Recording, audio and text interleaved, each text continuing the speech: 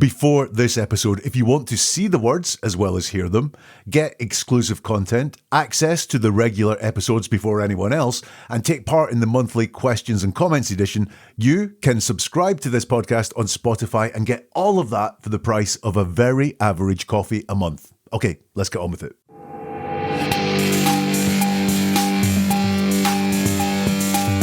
Have you heard about the note written on a napkin that became the star of a TED Talk? Well, Laura Owens claimed that the note was given to her by an anonymous stranger on a plane, and she said it saved her life, and it was the corner piece of her TED Talk. Now, since filming that TED Talk, Laura Owens' life has been anything but easy. She spent a lot of time in court, she's filed for bankruptcy, and she is facing trial on 14 felony charges, including fraud, perjury and identity theft. So it's not surprising that her past stories are being reevaluated. So who really wrote the note? Stand by for a fascinating deep dive into that. Now, if you're new to this channel or you're a regular here, this is a very different kind of episode. We're about to find out how much you can learn from one note on a napkin. Welcome to Never a Truer Word, where we look at the words that people choose to use to see if they're telling the truth, the whole truth, and nothing but the truth. I've studied the words of thousands of criminals, so I can show you how people use words to lie, to cheat, and manipulate, and what the truth sounds like too. So the TEDx talk from Laura Owens was designed to take her to the next level as a content creator and as a survivor of abuse. And that abuse is at the center of the napkin note. But now, given everything, people are starting to doubt everything that Laura Owens said. So we're going to build a profile from this note as to who could have written it.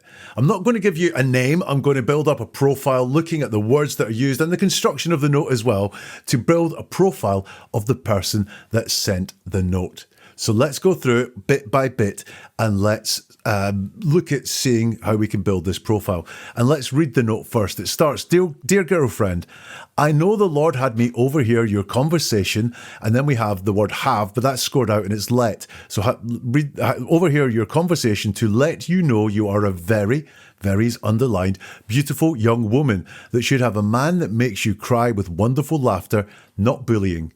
You are being, and then it said verbally abused, but the verbally has been scored out as well. So you are being abused and he will never love you like you deserve. I'm very concerned about you and I'm praying for you. Run from him and get help and protection. He doesn't care what you think or say or do. He is a very sick man and will make you sick if you stay with him. Please take this to heart and get help fast. And then it's signed Karen, and there is an email address on it as well, which I have obliterated here because I don't want people sending anything to that email address. Thank you very much. So that is the note. So what do I have on it? Right. Let's start building the profile. So overall, the stated audience seems to be Laura, dear girlfriend, and we can presume that Laura is the girlfriend here. No, it's not addressed to Laura. That would suggest it came from someone who knew her if it said to Laura, but this says dear girlfriend, suggesting that this person might not know Laura. However, just go with me, that might not be true. Now let's look at the medium that's here. It's a note written on a napkin. I'm going to take the napkin out at first. It's a letter. It's written a letter. So it's there. It exists. Now, in the story Laura tells, this was the person sitting in front of her on the plane, overheard something happen between her and her boyfriend at the time, and this person was so concerned, they wrote the note and passed it to her when her boyfriend went to the bathroom. So that is the sort of story and the background of it. Now, that means that this could have been something else. This could have been a conversation. When the ex-boyfriend went to the bathroom, maybe it could have been a conversation of, are you all right? Are you okay? Do you need help? A bit of advice for you or anything like that. But no, the person sending this note chose not to do that. Now, was that because they wanted to document things, to have like a written, solid document? As we can see, there is a photograph that exists of the note. It could be, I guess, someone who's shy, doesn't want to get involved and talk, someone who is a bit frightened as well so they didn't want to have the conversation in case they were rebuffed or so on. They just passed the note. Now, this note could be about documenting things so that it is written down what has happened for some reason. Also, this now talks about the person who sent the note, because this is more work than having that conversation. The conversation would be easy. When there is a chance, turn around and have that conversation. Maybe not easy, maybe there'd be some trepidation, but this took work to put together. Also, interestingly, this is less deniable. If there was a conversation, they could then claim, I didn't say that. No, that wasn't me. I didn't say that. Whereas a note that is handed to you that you've written is less deniable. These are your words that you have written. It's way more permanent. And it's written. It's an old-fashioned letter, actually. And look, I don't want this makes me feel bad as well. This is an old-fashioned way of communicating. Letters used to be very commonplace. They're not so commonplace now. Actually, the thought of writing a letter to someone longhand with a pen, that's an old-fashioned thing. So is this an older person that has done this, who's considered the fact that a letter could be written? Then there's something else. It's written on a napkin from Wow Air. There's a logo at the bottom of it. So this is definitely a Wow Air napkin. That means that the person who wrote the note was either on a Wow Air flight or has some sort of access to a napkin that was on a Wow Air flight, maybe worked for now Wow Air, or knows someone who was on a flight, or knows someone who works there. But, this ties the person who wrote the note down to someone who's been on a Wow Air flight. I said this took a lot of work. There's 100 words in this note. We write about 20 to 25 words a minute when we're writing out longhand. So yeah, that again is someone who certainly had time to write the note. This wasn't done in a rush. And if you look at the note, if you can see it, you can see it doesn't appear to have been done in too much of a rush. The writing is all very neat and very legible. And therefore, this is something that took, 20 words a minute, 25 words a minute, 100 words. This took 4 minutes plus the planning and what am I going to say? There's 2 things scored out, but it does look like the words were well thought about there. So it was at least 5 minutes that this person had the time to write this note. And just going to check here because I have a napkin. Is it slower to write on a napkin? So just let me get my pen and let me just try. Actually, I'm going to use the pen that I normally write with first of all because I think, it's a bit smudgy there. So the paper is sort of bouncing up as I write, so it's going to take longer. Let's try a ballpoint pen. There, that's actually harder with that pen. So they obviously got lucky. They obviously got lucky with their pen as well. So that's the thoughts there on the sort of construction of the note and everything like that. But look at the layout as well. There's no sign of cramming, apart from maybe that area down around the bottom of the note, which where the logo is and so on. There's just a little bit of cramming down there. But apart from that, it's as if it's been worked out really well that the words here will fit. I know that if I was doing this, then I would be like, optimistically starting a word towards the end of a line and then not having enough time to fit it in and having to use smaller letters or, something where the word is on 2 different lines and so on. There's none of that there. So this is maybe someone who is very good at planning, someone who's maybe quite patient, or maybe someone with a few Wow Air napkins so that they did some dry runs and then did the final one as well. Don't know, but there's some more things to put into the profile there. Also, the handwriting, as I said, is very legible. You can make it out, which means statistically it's more likely to be a woman. I'm not saying it's guaranteed it's a woman, but legible handwriting, neat handwriting is a hallmark more generally of women than men. So that's something in the profile that points towards this being written by a woman. And as I said, it's a letter. So that means it could be potentially an older woman, not, a 15-year-old woman or an 18-year-old woman would be less likely to write something like that. But yeah, got some data points already in this. So let's now start to look at the words in this to break it down and get us some profiles. So it starts here with dear girlfriend. Right, so much can be got just from that. First of all, that word at the start, dear.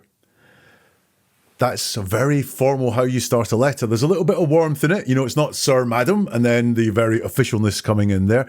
But it is dear girlfriend. So again, this suggests that, that's how you were taught back in the day when people were writing letters to each other as to how you start. Dear and then a name. So dear Laura, dear Jack. However, this person doesn't know the person they're writing to, so they go for girlfriend. Again, girlfriend, that suggests it's from a woman. If a man wrote that, it would mean something different. If a man wrote girlfriend or dear girlfriend, it would suggest they are romantically linked to that person. But it suggests it's from a woman. And look, if it was just started girlfriend and then had some really solid advice in it, I'd be saying this would be a younger woman, because that might be something that's a bit more of a, and I'm using this term relatively, it's a bit more of a hip term, girlfriend. But instead, we've got dear girlfriend, which makes me think, again, this is someone older. So, or maybe someone pretending to be a bit younger using the language of girlfriend, but can't quite pull it off because they put the dear in front of it. Now, after that salutation, now this is really interesting. They feel no need to introduce themselves to Laura. To all intents and purposes, this is a cold message, reaching out, and they do nothing to introduce themselves at all. Now, why is that? I've got some things here, right? So I've got some cold emails I was sent this week. So this one's from Alison. And it's Alison. Hi, never a truer word, which partly is my name. We're an SEO first platform, and we've optimized over 100,000 videos on YouTube. So we know how to get your back catalogue found. Right. So that is cold outreach. Is there's some introduction there, setting the context, telling me who they are, telling me why they are getting in touch. Lindsay sent me a cold email as well. Hi, Jack Fox. Better, got the name. I believe my co-founder reached out to you a while ago about helping you make extra revenue from your YouTube channel by launching or scaling your online course or community. No thanks, Lindsay. But again, this is a cold approach, and the very first thing Lindsay says in her email is an introduction, setting out who she is and why she's contacting me. And we don't have that in this note. I've got a text message that I got today from someone. I haven't spoken to them for 6 months, but I have a relationship with them. We have met, we have gone through the introduction phase. And their text starts, "Good morning, we hope you're having a great summer. An update on the case." And then they went and gave me an update on the case that we did some work on. So that person who knows me didn't feel the need to do any introduction. They didn't introduce themselves and say, "Remember me?" or "This is what we were working on." They just went straight into the content. And that's what this does. So is this someone who knows Laura, feels they need no introduction? Nothing at all. And the woman sitting in front of you, I'm a concerned person who's heard what you're going through. They give no introduction at all. So is this someone that knows Laura? They feel they need no introduction? I mean, certainly as a data point, this person does not feel the need to make that introduction. They don't even give a reason for contacting. I need to get in touch with you. They seem very confident as well that they won't be rebuffed sending this message. There's no apology, apologies if this is out of turn or out of place, or if you don't want to hear this. There's none of that from them at all. Just no, they seem really certain that their message will land, which is, remember I said maybe they were frightened, which is why they, put this in writing rather than turn around and talk to the person. There doesn't seem to be any lack of confidence inside the words of this whatsoever. So no, just my opinion. I hope you don't mind me saying this. There's nothing like that whatsoever. They seem to be very confident that this will land well. That's what's missing. You might have noticed there was a lot in this note that suggested urgency. I'm very concerned about you. Run from him. Take this to heart and get help fast is all in there. This real urgency of getting help fast. Run. I'm very concerned about you. Not just concerned, I'm very concerned about you. And yet, the opening is really long and drawn out. I know the Lord had me overhear your conversation to let you know you're a very beautiful young woman. There is no urgency. It's like quite, laid back. And I know the Lord had me overhear your conversation to have me reach out. You're a very beautiful young woman. It's a lot of it is about urgency and moving fast. But this introduction actually is quite leisurely. The other thing I don't think this person has is I don't think they've suffered abuse, because they don't try and create that connection at all by saying, I've suffered abuse myself and I realised the signs, or I was subjected to some really awful bullying. They mentioned bullying there. You should be crying with wonderful laughter, not bullying. But they don't state that they're talking from any kind of experience, or I had a friend who was just like you, or my daughter or my mother was, in a similar situation. That's why I realised that. And, they don't try to do that, which is not me making a judgment on it. That's me making an observation on it.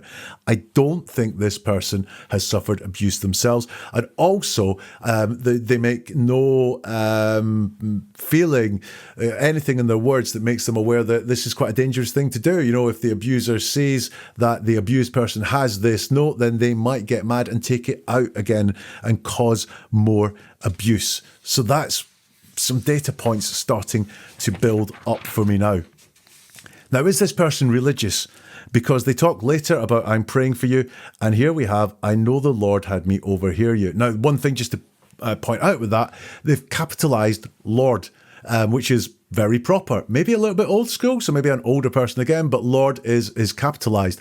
And also, there's no spelling mistakes all the way through this note that I could see. The grammar all sounds really good as well, which suggests this person is educated, not necessarily educated to like degree level or PhD level, just they have a degree of education. They know how to write very neatly, and they know the basics there of some education. But anyway, back to that religion. So I know the Lord had me overhear your conversation. Now, this is a form of anonymous note profiling.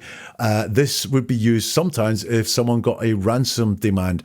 And one of the things that's there in ransom demands a lot is someone trying to throw the person who gets the ransom demand off the scent of who they actually are. So very often, and that's a priority with people sending ransom notes, so they might feel like the very first thing they have to do, because it's a priority, is hide their identity or throw people off the scent. The John Benet Ramsey note, for example, a very famous ransom note, starts with "Listen up," and then it says, "We are the small foreign faction." Which we know is not true, because it wasn't someone from a small foreign faction. But the very first thing they said was to try and throw people off the scent as to who had written the ransom note. And is that what this is doing as well? I know the Lord had me overhear your conversation is to get people going, oh, who wrote this? It's someone who is religious, has a deep religion, and believes that the Lord guides them and that God has had them overhear this conversation. But is that true? Or is that the first thing that's mentioned because it's something put in there to sort of hide the identity of the person that is reading the note? Also, using religion, I know the Lord had me overhear your conversation and I am praying for you. These things can be done to bolster someone's credibility. Oh, this is someone that mentions the Lord. This is someone that mentions praying. This must come from a good person, therefore a real person, because people don't lie about the Lord doing these things and so on, yet they do all the time. But are they invoking God, invoking religion to appear more credible in their writing here? And we mentioned that a couple of words are scored out. So it says, overhear your conversation to have you know, and then they change that to let you know. And also, you are being verbally abused was written, and then that's been changed to you are being abused. So this person, and when I talked about the planning and the time taken to do this, they haven't just written the note, they've gone back and read it at some point, whether it was as they were writing it or whether it was after they'd written it, they then went back to make it stronger. But that suggests to me this could be someone used to working with words, someone who works with words often and is very used to writing things out, going back and changing words, altering words, taking words out, editing to make this stronger. So what type of people does that? It could be an editor themselves, someone who is used to editing books, newspapers, magazines, blogs, websites. I don't know. Maybe a marketer. Marketers would be writing copy quite a lot and go back and change it to make it more effective. I'm sure lawyers must do this when they're writing motions and papers. They write it and then go back again and make it better. better. Or writers themselves will do it. You know, someone who's written books or newspaper articles or anything like that, or journalists, so on. They would know to, or they would be used to writing something and going back and changing words. People who have to deliver things that make an impact, CEOs of companies and so on, very used to like writing things and changing the words to actually get the right impact from someone. So there, I can't say exactly what profession they got, but I think there is a chance that the person who wrote this works with words for a living or a highly developed hobby. Back to the very beginning again. I know the Lord had me over here is what they say. Now that is very passive. They don't say they overheard. It's the Lord had me over here. There's no them inside of that. Although the word me is there, it's not I overheard your conversation. It's a little bit more passive. It's not direct and active. So did this person actually, who wrote this, actually hear something? Or did they not? Which is why they're talking in this passive voice there. I notice they say they hear a conversation. Now, they will go on to say that this is bullying, verbal, scored out, but abuse. They also talk about, what else do they talk about? You know, I'm praying for you, get help and protection. Sick man who will make you sick, doesn't care what you think, say, or do. And yet, when they come to describe that all in one word, the word is conversation. Not confrontation, not argument. Not, heated discussion or anything like that. Much more mundane conversation, things that people do all the time. That was just a conversation that was overheard. Rather than if it's an argument, you would hear an argument. You wouldn't overhear an argument quite so much. Or confrontation or standoff or anything like that. It's just that slightly milder conversation. So, are there signs of deception in this note coming up here? Because certainly there's signs that some things don't fit together, like describing bullying, abuse, and so on as just a conversation. There is a contradiction or the tension there in the terms that are there. Now, the first thing, remember, they do seem to say there's a lot urgent going on here, but the first thing that they appear to do is reassure Laura that she is a very beautiful young woman, which is an interesting thing to do when you're trying to say, get help fast. And, in all of this, writing the note, did you know when you would have a chance to do it? Would the thing not be to get help fast right at the very top? And that might be all you have time to write in the note before you get, the opportunity arises to pass it to this woman. But no, they seem to be going quite leisurely. And instead of get help fast, they want to do some reassurance. They have Laura's best interests at heart. They seem very concerned about Laura and letting her know that she is a very beautiful young woman. And why? Well, Laura in her story says that the guy she was having the argument with, called her ugly. This person doesn't refer to any of that. Don't listen to him. You're a very beautiful young woman. Would refer back to the conversation. But again, I get the sense this person didn't hear anything because they're not explicit about anything that was said to Laura there. Let you know you are a very beautiful young woman. And again, I think this hints that it was a woman who said this because young woman, so older woman as well, because if you're consider someone a young woman, you're very probably older than them. So this is someone potentially writing who is older than Laura, calling her a very beautiful young woman, and that persuasive word very in there as well. You're not just a beautiful young woman, you're a very beautiful young woman. So potentially written by someone who values looks and appearances first. It's the very first thing after they mention the Lord in the conversation. It's the very first thing they mention is looks and appearances, and this feels to be the most important thing that they can say to this person, the reassurance that you're a very beautiful young woman. So this seems to be someone who values looks and appearances, especially ahead of any urgency and protection, because they mention those further on down down in the note. Now, you'll notice how focused this is the first side of the napkin, and you'll notice how focused it is on Laura. I know the Lord had me overhear your conversation, so that's you to Laura. You are a very beautiful young woman, so that's about her as well. That should have a man that makes you cry with wonderful laughter, not bullying. You are being abused. He will never love you like you. And it goes on to say deserve on the second page. So this is all very much about Laura. The only part where it mentions the ex explicitly is he will never love you, because you should have a man that makes you cry is over there. It's a concept. It's not about the person she's with at all. Cry with laughter is a concept. So this person really is focused on Laura, and that's not a judgment, that's just an observation there, that person is really focused on Laura. Laura's the only person really mentioned on that first side of the napkin, apart from maybe me and this person saying, the Lord had me do this. They don't use the word with, make you cry with wonderful laughter. They use W and a slash there to denote with, which someone who is British is not something we do a lot in Britain. It's much more of a North American concept. So there's another data point that the person who wrote this is most likely North American, because that W/ to denote with is really commonplace in North America, much less so anywhere else in the world. So yeah, I think this is an American, older American woman seems to be the stuff that's coming through so far. Now, this is really, really interesting to me.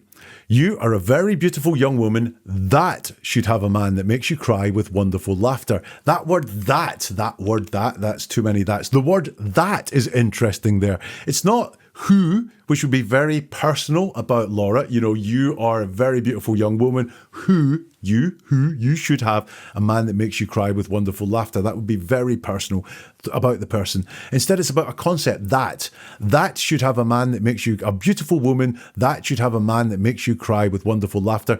That sounds like a rule book.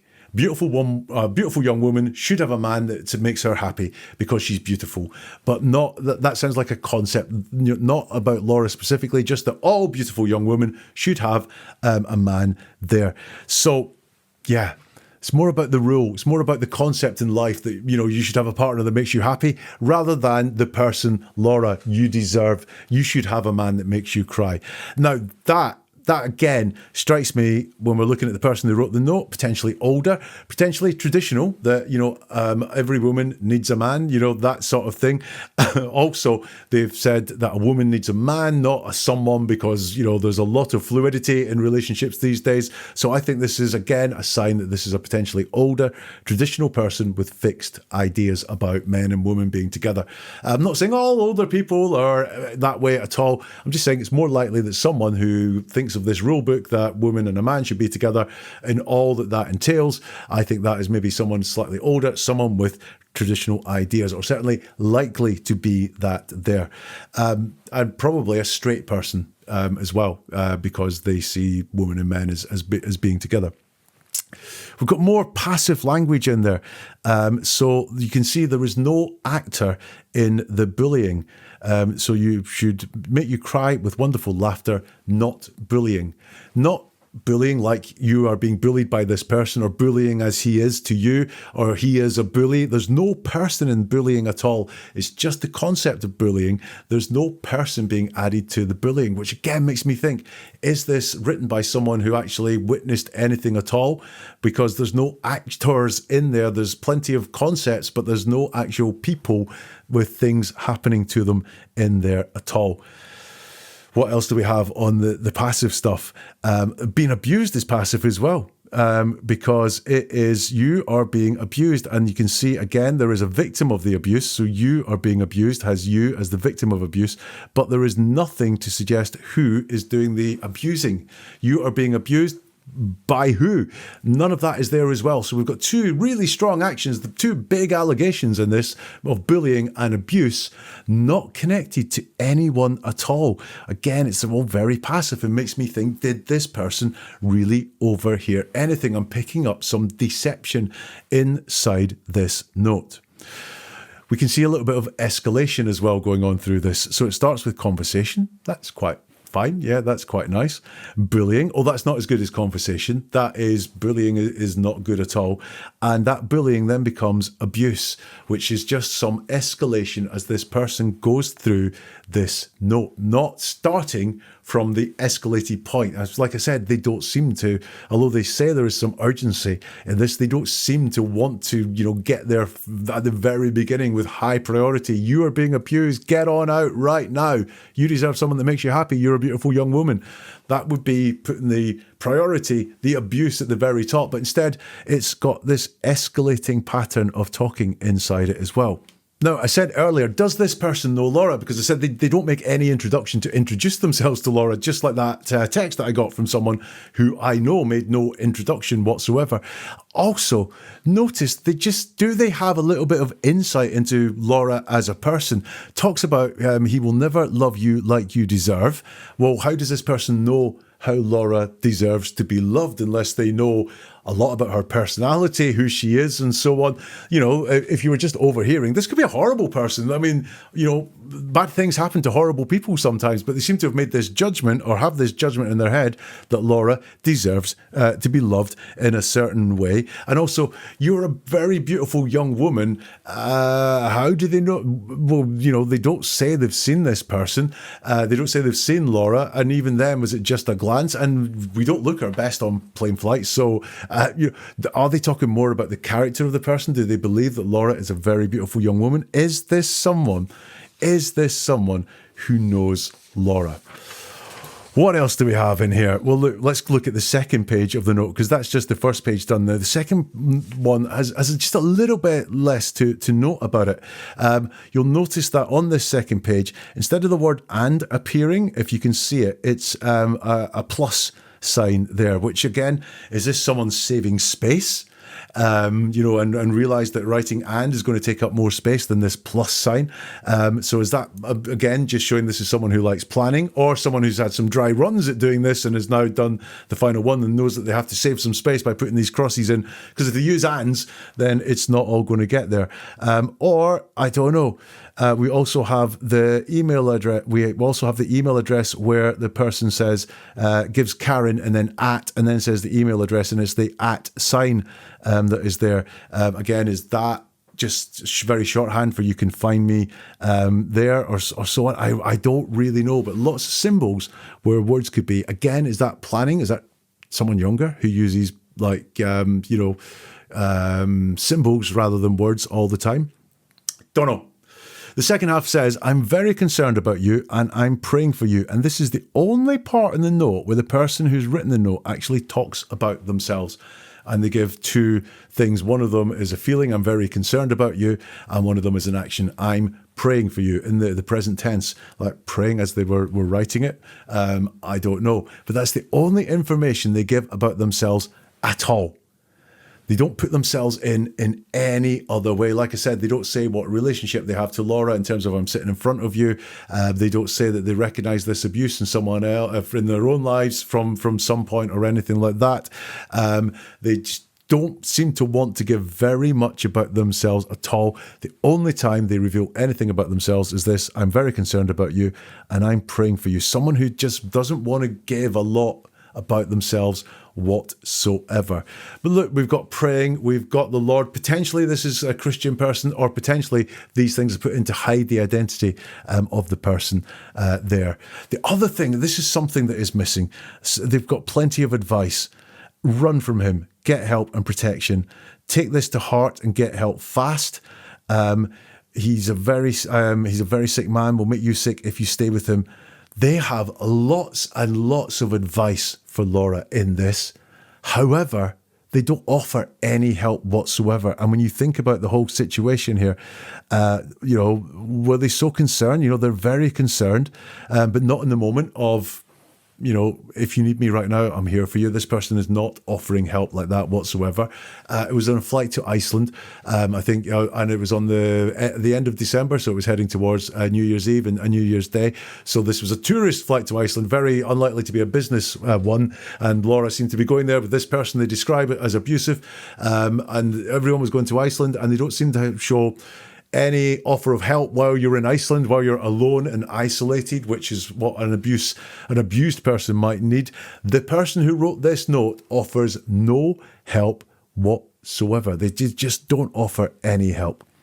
Again, on this second page, is there a sign here that this person knows Laura? Or this is deceptive. He doesn't care what you think or say or do.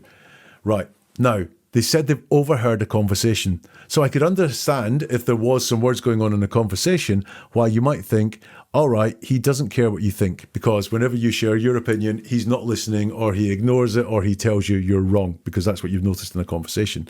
The same thing could be said for anything you say. He just doesn't listen to you. He doesn't pay any attention to you or anything like that. But this word here, or do. Or do. How does the person writing this note know, or has come to the opinion, that this boyfriend that Laura's with doesn't care what you do? I mean, it could come out in a conversation, but do is about actions. It sounds as if they know some background or some more stories about this relationship. They know things that Laura would say about, I did this and he didn't care. I did this and he wasn't interested. Maybe that was part of the conversation, but I'm interested in why the person, on the back of just overhearing a conversation, can say he doesn't care what you do. That, again, that's what makes me think there's more to this. There's some deception going on inside of this.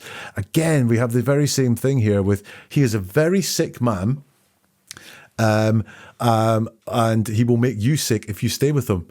How does this person know that Laura isn't already sick? That there's been years of this going on, and, abuse victims get worn down and, become changed people on the back of abuse. But this person seems to think that hasn't happened, and that, Laura's fine. She's not sick, but will be sick if she stays with him. And no expanse as well. If he's a very sick man, but how?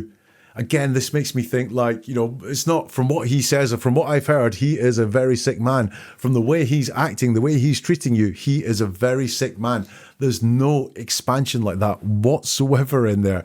This makes me think there is deception going on there, because they don't quite finish off the thought. They don't tell us how they know any of this stuff.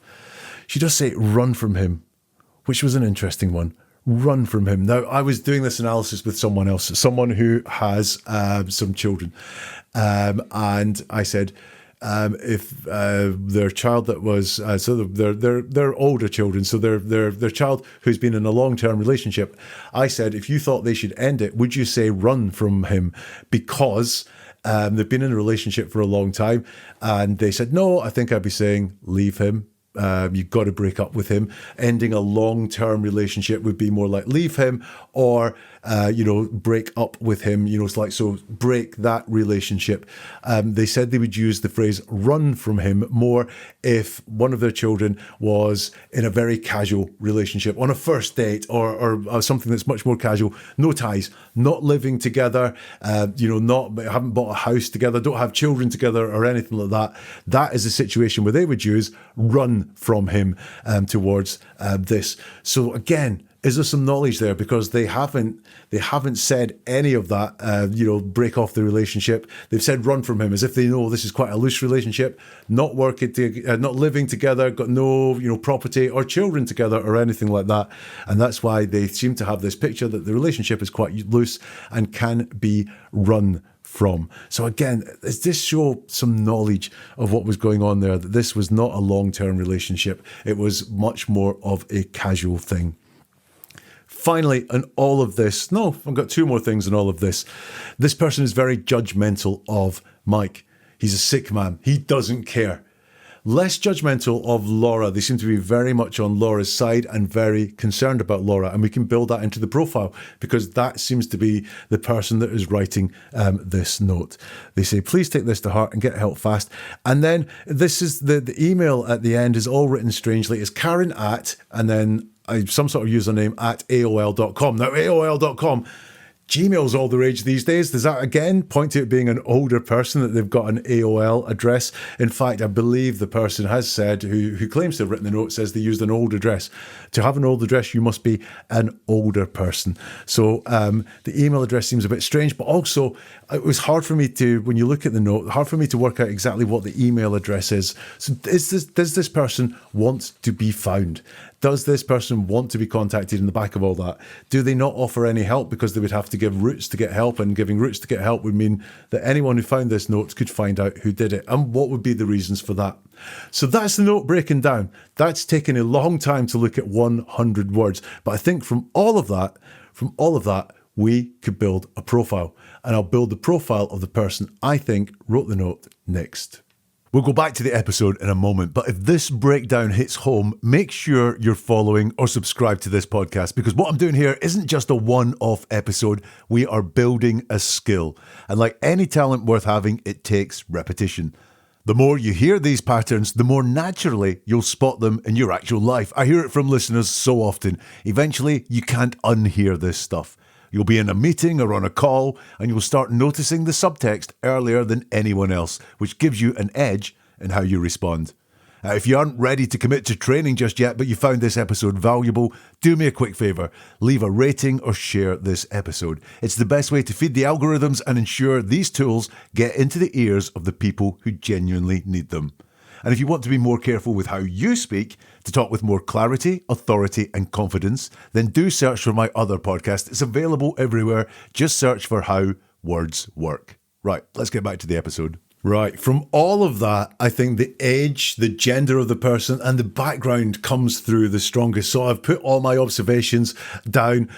So likely female again, likely an older woman, likely the older age group, likely older, potentially older person with traditional beliefs, likely older and straight rather than gay, and American. I think my conclusion, and this is probably the strongest one I have on who wrote this note, is an older American woman, certainly older than Laura is the person that wrote this note. Now, what's this person's connection to Laura and the situation that is being described? Well, this is slightly less sure, but this person maybe knows Laura. They need no introduction. They maybe have knowledge of Laura's mindset and actions. They have maybe knowledge of the relationship that Laura was in. Certainly someone who cares about Laura and has Laura's best interest to heart and is very judgmental of Mike and concerned about Laura. Someone who did not feel the need to introduce themselves or herself when they wrote the note. My conclusion in all of that is it's either someone who's just very intuitive and a guesser or heard a lot of conversation before writing the note, or this was written by someone with knowledge of Laura and the situation that she claimed she was in. Looking at the person, I noted a few times educated, also likely works with words because of those changes and edits that were there. So this could be someone, also I think this is someone who values knowledge and certainty, because they did say, I want you to know things as well. So I think this is, someone who is educated and values knowledge and certainly is good with words, maybe professionally good with words. And what was their intent in writing this? Well, things I've noted down, they're on Laura's side, they're sympathetic to Laura, but they're not as concerned as they portray themselves because they didn't offer any help, and they also, no urgency at the beginning of this. Potentially deceptive in this note because some of the things they say are inconsistent and the words don't hang together. Someone who seems to value looks and appearance instead of urgency and protection. Likely someone who's not been abused. Potentially Christian, but I don't think they are. I think Christians are red herring to put you off realizing who wrote this note. And this is someone who only had advice to offer, but not help. Not a great friend, really. No help on offer, just advice from this person. We have the context of the note. So this person had at least 5 minutes to write this, plus planning time, and I think there was a lot of planning time. This doesn't make it a deceptive note. This just means this was something definitely that was not done on the spur of the moment. It's not a quick scribble. Get help fast. Go. It is something that took a long time to do, and you're on a plane. Other people would be able to see this as well. So, this is someone who had a long time to do it. Someone who doesn't want to share their identity. They gave their first name at a strange old email address. They don't offer any biographical details or biological details, but they don't offer anything about them whatsoever.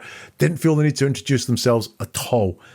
Maybe written by someone who wants this documented. As I said, this could have been a conversation. Instead, it turned into a note on a napkin. Maybe someone shy or frightened, or maybe shy or frightened of being having their identity known. And finally, we have one specific physical clue. This is someone who flew on WOW Air or knows someone who did fly on WOW Air. And that's the profile. 100 words of looking at a note on a napkin, and that is the profile. I would say, going back over it, older, woman, educated, has a way with words, some potential deception going on inside of all this. Very concerned with Laura, very judgmental of the boyfriend that Laura was with. What do you think? Because I've worked with someone on this and we've come up with a hell of a lot, but the more mine's the better. Has anything I've said not chimed? Have you got anything else? Do let me know in the comments if you can, or drop me an email if you want to stay anonymous, very much like the person who wrote on the napkin. You'll find the email address on the website. But also, any names spring to mind when we think of who wrote that note, given the profile that's there? Or if you can expand the profile or change my profile, is there anything that's done with your thinking on who wrote the note that starred in a TED Talk? Do let me know if you can. If you want to get in touch in the socials, it's at Jack Fox, NATW, absolutely everywhere. If you want more on this, including more on the Laura Owens story and everything that came through in the Love Trap podcast, then do check out neveratruerword.com. We'll see you soon for something new from Never a Truer Word. And remember, the truth is always in the words.